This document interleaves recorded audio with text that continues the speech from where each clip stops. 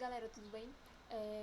No vídeo de hoje a gente vai falar um pouco sobre o mega crossover da DC, que foi entre Supergirl, The Flash, Iron e Legends of Tomorrow.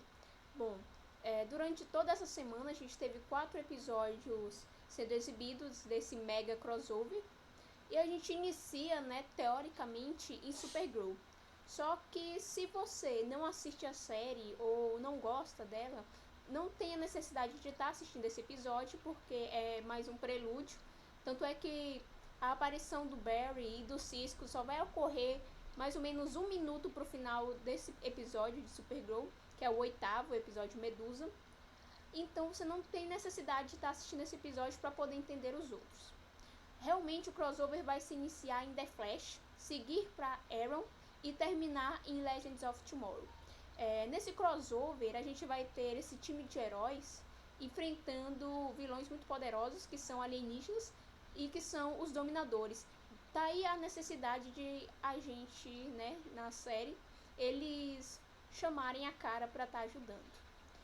No episódio 8 de Supergirl dessa temporada, que é o episódio Medusa, a gente tem várias coisas interessantes acontecendo. Então, se você quer acompanhar a série, ou se você já acompanha, é um episódio bastante interessante, porque é um episódio que vai estar dando um novo rumo para a série. Ele vai estar ficando bem distante do que foi a primeira temporada. Essa segunda temporada eu posso dizer que está muito mais consistente, muito mais interessante da gente estar assistindo. E nessa segunda temporada, né, nesse 8º episódio mais especificamente, a gente teve vários acontecimentos interessantes. Para quem não sabia que o Jeremias estava vivo, bom, você descobriu agora, ele está vivo. Foi ele que ajudou a Kara a escapar do Cadmus, ajudou também o Mon-El. E a gente também teve, né, algumas cenas românticas, né, cenas relacionadas aos casais das séries que estão se formando. Por exemplo, Kara e Mon-El. A gente teve o primeiro beijo dos dois. Foi sugerido, né, pela mãe adotiva da Kara que o Mon-El estava interessado nela. E aí a gente tem o primeiro beijo dos dois nesse episódio. Bom, eu espero sinceramente que Supergirl não cometa os erros que Arrow cometeu, que foi focar muito em casal.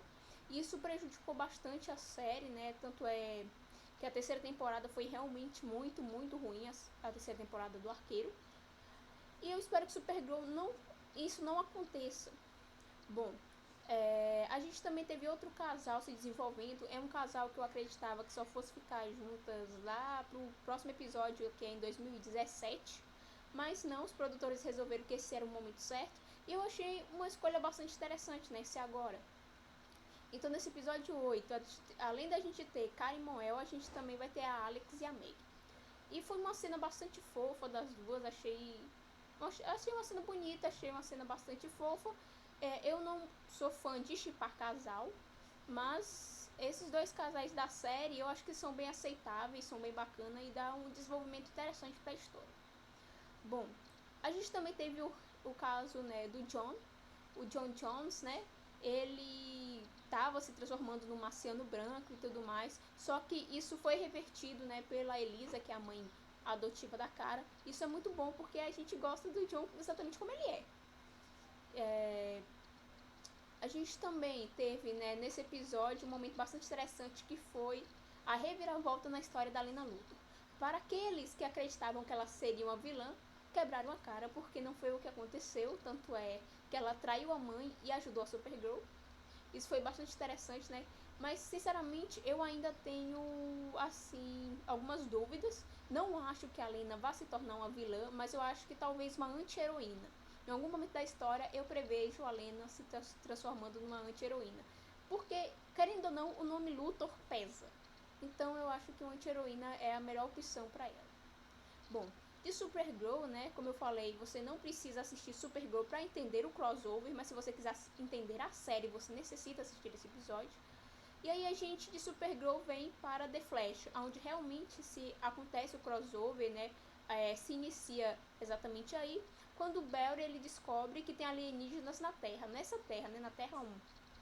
Que são os dominadores, né? A gente tem até a participação da Layla, gostei muito de ter visto ela. A gente tem o sequestro do presidente pelos dominadores. E a gente tem o Barry, ele reunindo as equipes, né? o time do arqueiro, o time das lendas, indo buscar a Cara na Terra 38, que a gente vai descobrir que a Cara é da Terra 38. E aí a gente tem, né, umas interações muito bacanas logo nesse início de episódio.